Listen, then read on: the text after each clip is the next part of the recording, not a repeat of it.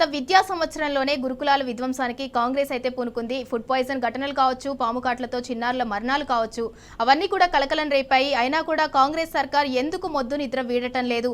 ఇప్పుడు చూసుకున్నట్లయితే రేపటి నుంచి విద్యార్థులకు ఫుడ్ కి సంబంధించిన సరుకులన్నీ కూడా నిలిపివేస్తామని కాంట్రాక్టర్లు హెచ్చరిస్తున్నారు. మరి విద్యార్థుల పరిస్థితి ఏంటి? సింధూరా, అంటే ముఖ్యంగా చూసుకుంటే కాంగ్రెస్ సర్కార్ వచ్చిన తర్వాత గురుకులాలకు సంబంధించి పట్టించుకున్న పాపాన పోలే అని చెప్పి గురుకులాలకు సంబంధించినటువంటి విద్యార్థుల తల్లిదండ్రులు అయితే చాలా ఆందోళన వ్యక్తం చేస్తున్న పరిస్థితి అయితే మనకు స్పష్టంగా కనిపిస్తుంది. ఎందుకంటే క్యాజువల్ గా అయితే గురుకులలో చదివే వాళ్ళంతా కూడా ఎస్సీ, ఎస్టీ, మైనార్టీ, బీసీకి సంబంధించిన అంటే పేద బడుగు బలహీన వర్గాల పిల్లలు మాత్రమే ఈ గురుకులాల్లో చదువుకుంటారని చెప్పొచ్చు సింధూరా.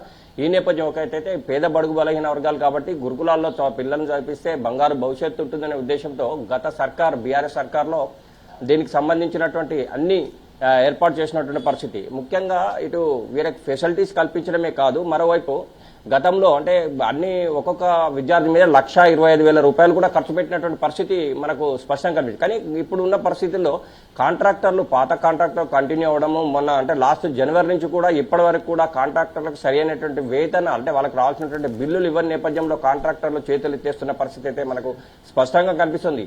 ఒకవేళ కనుక ఈ లోపల మీరు కనుక ఇయ్యనట్టయితే జూలై 1 నుంచి మేము ఆపేస్తాం అన్నట్టు కూడా తెలుస్తుంది. అంటే ముఖ్యంగా వీళ్ళకు అంటే విద్యార్థులకు కావాల్సింది ఏంటంటే సమయానికి అంటే భోజనమే కావచ్చు, సరే మాంసము వీటికి సంబంధించి పక్కన పెడితే కనీసం టైలు, బ్యాడ్జీ, బెల్టులు, యూనిఫామ్స్ అంటే బూట్లు, సాక్సులు అంటే ఇవన్నీ కూడా కనీసం మౌలిక వసతులు ఇవన్నీ కూడా ఏర్పాటు చేసిన అవసరం ఉంటుంది. కాకపోతే ఏంటంటే సర్కార్ వచ్చిన తర్వాత సెంట్రలైజ్డ్ సంబంధించి దీన్ని అంతా కూడా ఒకట తాటికే తీసుకొస్తామని చెప్పిందే కానీ దాన్ని అమలు చేయడం నేపథ్యం. దీంతో అధికారులు కూడా గురుకులాల్లో వెళ్లాలంటే కూడా వెళ్లలేని పరిస్థితి మనకు కనిపిస్తోంది. అంటే విద్యార్థుల బంగారు భవిష్యత్తు ఉంటుందనే నేపథ్యంలో ఇటు పేద బడుగు బలహీన వర్గాల పిల్లలు మాత్రం గురుకులాల్లో జాయిన్ అయినటువంటి పరిస్థితి.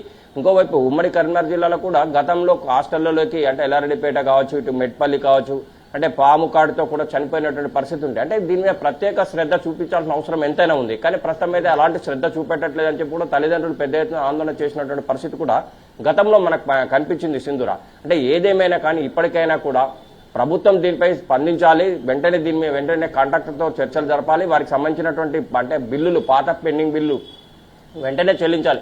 లేకుంటే మాత్రం విద్యార్థుల భవిష్యత్తు అంధకారంగా మారే పరిస్థితి ఉంటుందని చెప్పి తల్లిదండ్రులు పెద్ద ఎత్తున ఆందోళన వ్యక్తం చేస్తున్న పరిస్థితి అయితే మనకు స్పష్టంగా కనిపిస్తుంది. ఎందుకంటే భావి భారత పౌరులు మరియు విద్యార్థులు అంటే వీళ్ళు గురుకులాల్లో చదువుకున్నటువంటి పరిస్థితుల్లో వాళ్ళు పెద్ద స్థాయిలో ఉంటారని చెప్పి ప్రతి తల్లిదండ్రులు కూడా ఎంతో కళలతో తాము కన్న కళలన్నీ కూడా సాఫల్యం చేస్తారు తమ పిల్లలనే ఉద్దేశంతో గురుకులాల్లో జాయిన్ చేపిస్తారు సింధూరా. కానీ ఇలాంటి మౌలిక వసతులు లేక కనీసం మౌలిక లేకుండా విద్యార్థుల్లో కూడా ఒక దైన్య పరిస్థితి ఏర్పడి వారికి చదువు మీద దృష్టి సారించే అవకాశాలు ఉండవు. ఈ నేపథ్యంలో కూడా ఇటు విద్యార్థులే కాదు విద్యార్థుల తల్లిదండ్రులు కూడా ఆందోళన వ్యక్తం చేస్తున్న పరిస్థితి అయితే మనకు స్పష్టంగా కనిపిస్తుంది.